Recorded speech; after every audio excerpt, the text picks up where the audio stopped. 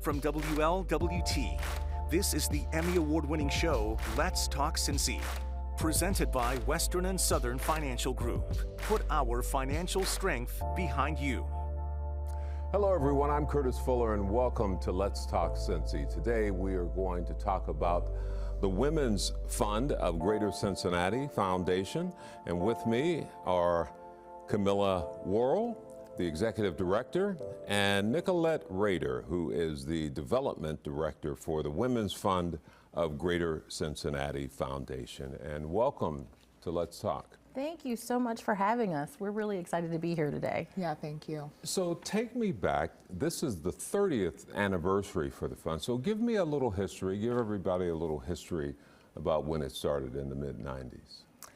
So the fund, as it stands today, has changed a lot. But when it first got started in 1995, it really was a group of concerned women who were having lots of conversations about things that they felt were going on here in Cincinnati.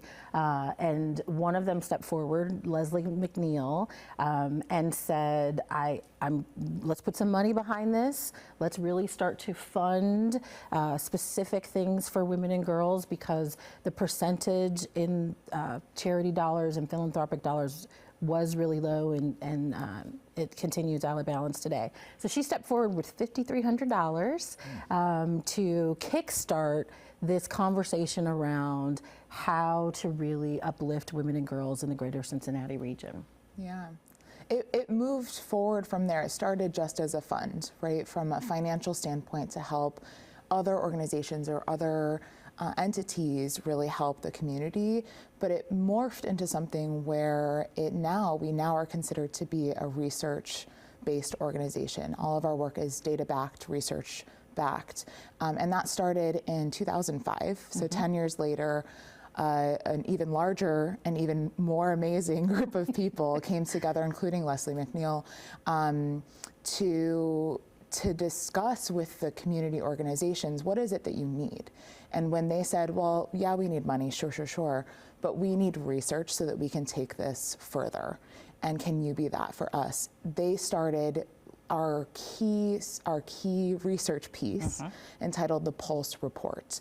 That's available, it's on our website for review, and that really looks over the status of women and girls. What does that mean in various pillars of our work in the greater Cincinnati community? And so it's not just the city of Cincinnati. When you refer to the region, how far out do you reach?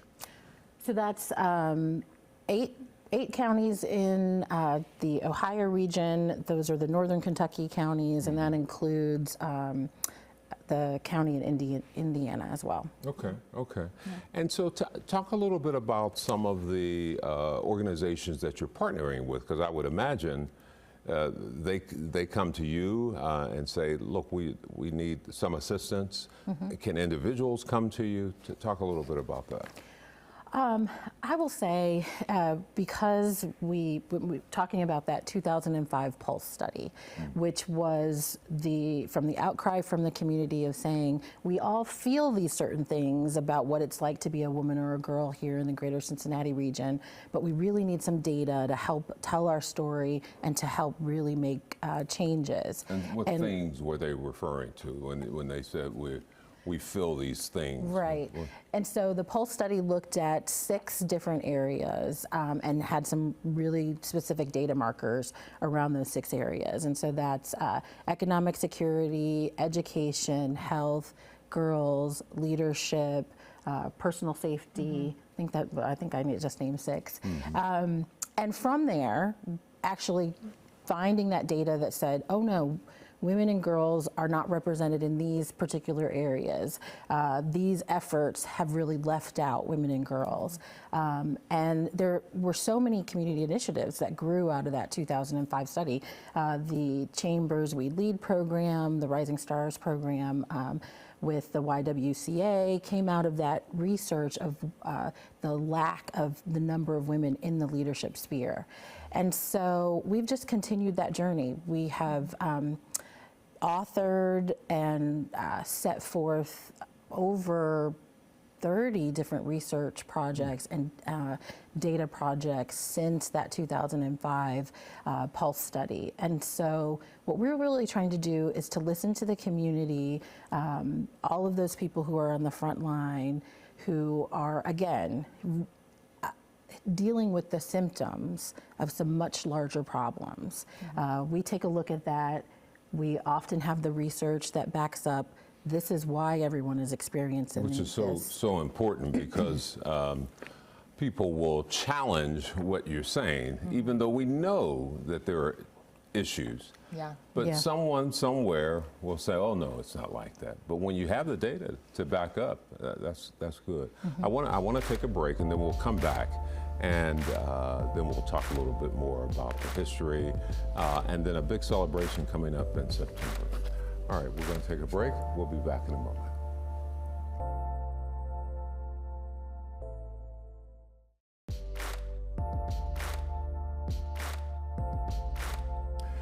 Welcome back, everyone. I'm Curtis Fuller. I'm talking about the Women's Fund of Greater Cincinnati, celebrating now 30 years, believe it or not. And we were talking about not just only the history, but where we are today. Because sadly, 30 years ago and today, very similar, and some of the challenges facing women here in Greater Cincinnati.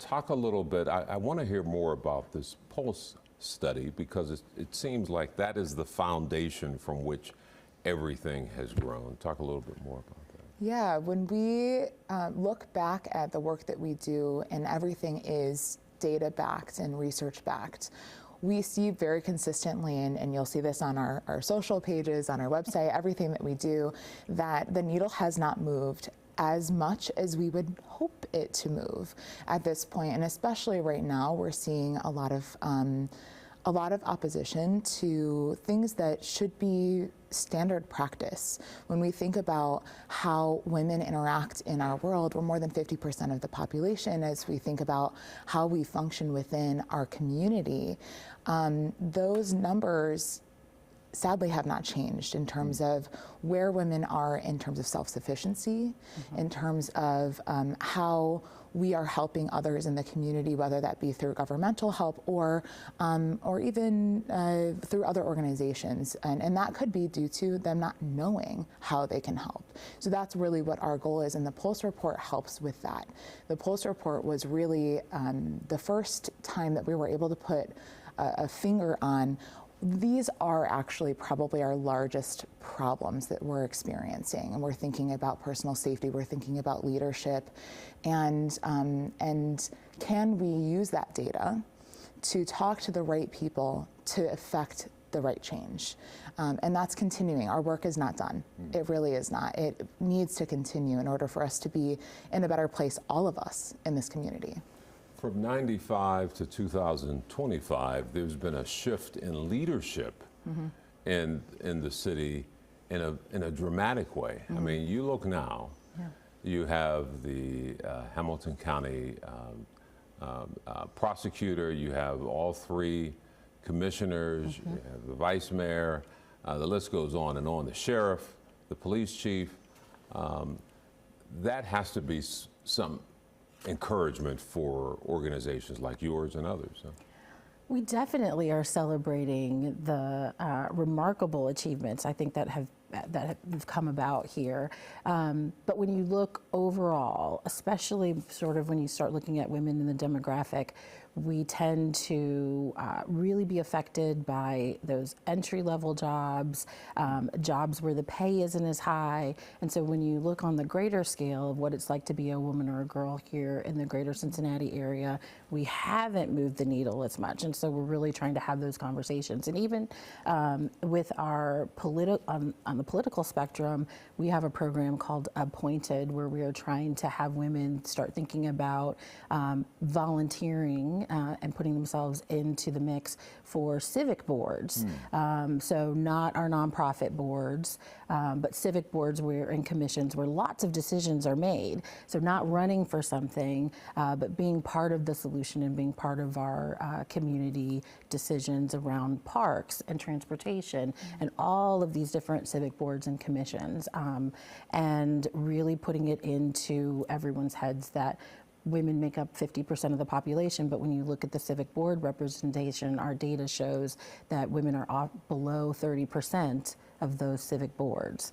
And so it's just the idea that women are really the backbone of what's happening in our community. We should be participating at all levels, and they should be looking more like our representation within the community, the demographics. And when it isn't, we start looking at what are the right ways to help propel women into those particular areas. We know that if we can lift the circumstances of any particular woman, we tend to lift the entire community.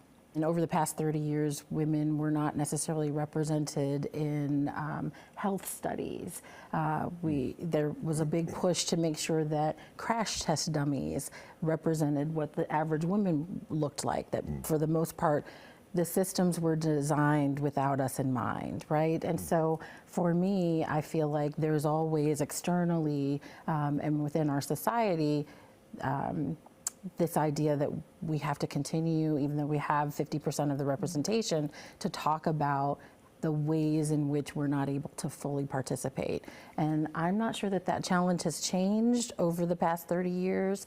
I'm not sure that it will change as we go forward. And so I know most women are just like, this is what we have to do to make sure that our voices are heard. Yeah. Is that what you're seeing and hearing as well? I think so, and I think on the other side of it as well, when we think about the politicization of this really doesn't, we don't think of it as political. This is, this is our population, and this is how we need to move forward to be successful for all of us.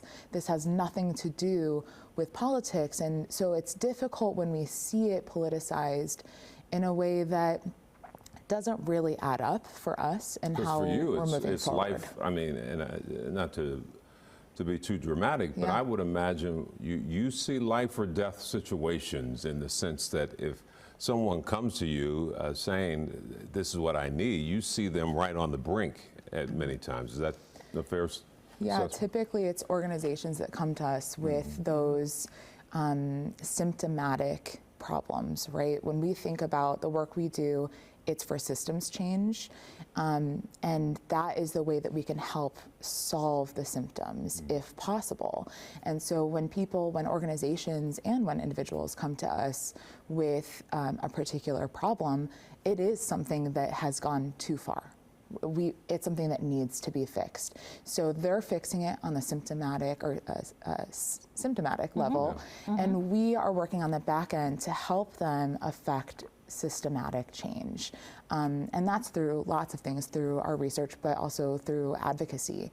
And really just having that data available so that we can know what the statistics are. What do we need to affect here? All right. I'm going to take another break. We have to pay the bills. And we'll be back in just a moment.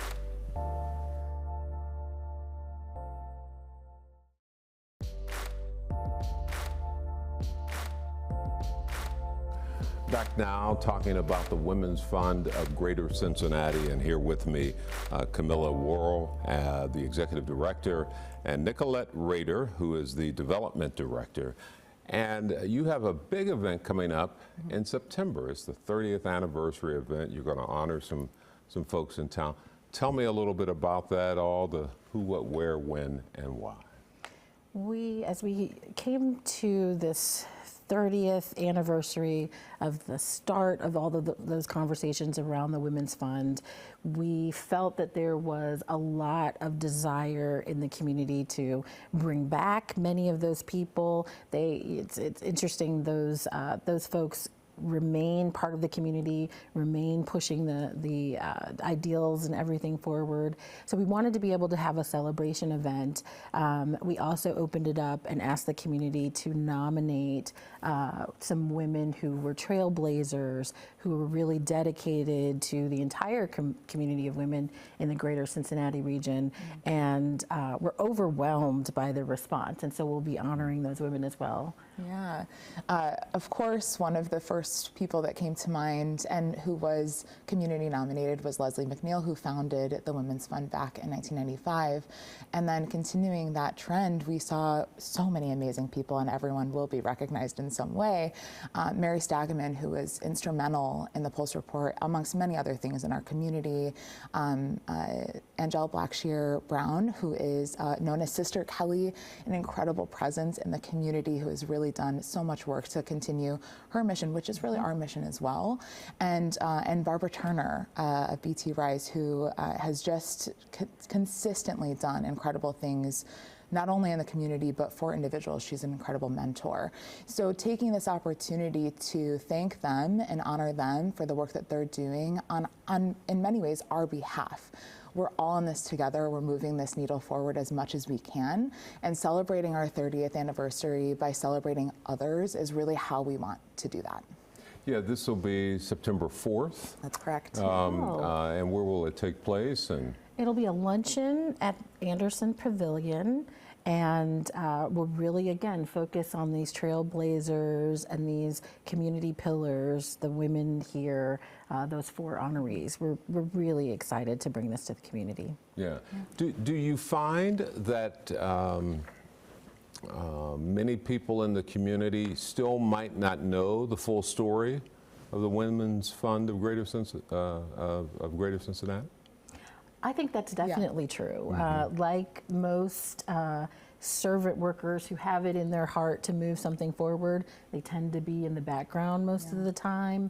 And so everything from the research that has been started that has helped be the basis for so many of the organizations and policies in our community to the advocacy work that led with working with the city of Cincinnati to ban asking about salary history, which is a major win for women. I think it's been, we're sort of an underrated, quiet presence that's helping to push things Sometimes forward. that helps to be under the radar, but clearly you've done some good work here in Cincinnati. Talk a little bit more too about the event. I know that you need sponsors, you have sponsors, so talk a little bit about that. We are a nonprofit organization, Curtis. We will take all the sponsors we can get. We have some incredible sponsors already that have supported us. Of course, GCF, Greater Cincinnati Foundation, is one of our catalyst sponsors who support us in so many. We can't work. overstate the work. We really can't, and they support us in ways that we can't even explain. But beyond that, you know, what we do completely relies on dollars from this community. So anything that we can garner from that, whether that be a sponsorship because you support our work, whether that be a donation in honor of one of our honorees, whether that be a ticket because you'd like to celebrate with us, all of those are greatly appreciated. And it's an opportunity for us to come together and learn more about what it is that we've done. We're going to reiterate all of the things that make the Women's Fund so wonderful and integral in the community while we celebrate these change makers. So many organizations that we work with from either providing our research to them based on what their needs are. They can come to us and say, we need information and data on food insecurity for women in the area. And that is something that we could focus on. And it depends on what our funding looks like and how we can distribute those resources. But that's true for most organizations. We do also have a granting program. We're in an off year right now, but we do also financially support organizations as we can. Wonderful. Let me take our final break and then we'll come back. We'll talk more about the event September. And more about the organization. Back in a moment.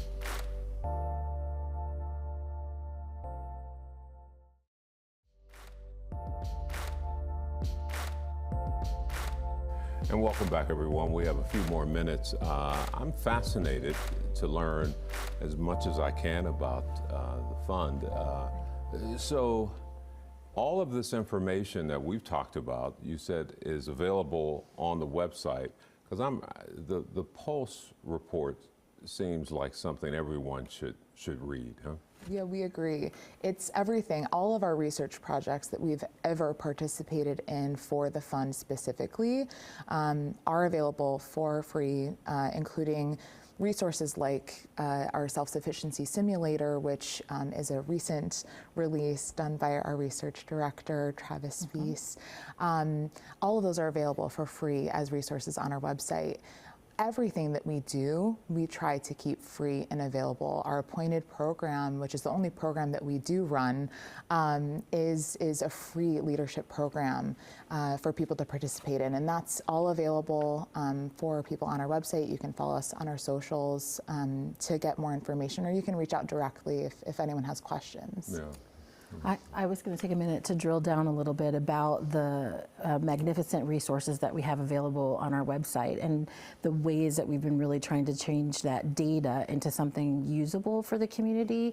And so, for an example, we have an employer toolkit where we have gone through some of the most helpful employment practices, especially as we talk about uplifting women in the workplace, and have all of those policies with the research that backs them up available for free for employers to use and add to their human capital resources. The self-sufficiency simulator is our entree into the discussion about wages and really what is the wage that will help someone get over what we call the cliff effect, which is there's a really harsh line for someone who has SNAP or any other kind of benefit, public assistance. That $1 over, all of a sudden they lose everything. They go right off the cliff. And so what are those wages that really need to be paid so that we can avoid things like the cliff effect, which is just another tool that we're hoping employers will use to have this conversation that will help, again, everyone in the region rise when it comes to economics and wages. So we really are trying to figure out how to help move the conversation forward in the best way. Yeah, and again, the event scheduled for September 4th to celebrate the 30th anniversary begins at what time? 11:30 a.m. goes until 1:30. It should be a quick turnaround in the middle of your workday. It's downtown at Anderson Pavilion, overlooking Smale Riverfront Park. It's beautiful. And we hope that anyone that is interested in joining us, whether they've been a part of the Women's Fund community or would like to learn more about Women's Fund and support the work we're doing, would join us at that event. Thank you very much for coming and talking about this wonderful organization. Well, that does it for the program today. Thanks for joining us. I'm Curtis Fuller. I'll see you next time for another edition of Let's Talk Cincy. Until then, have a good day and a better day tomorrow.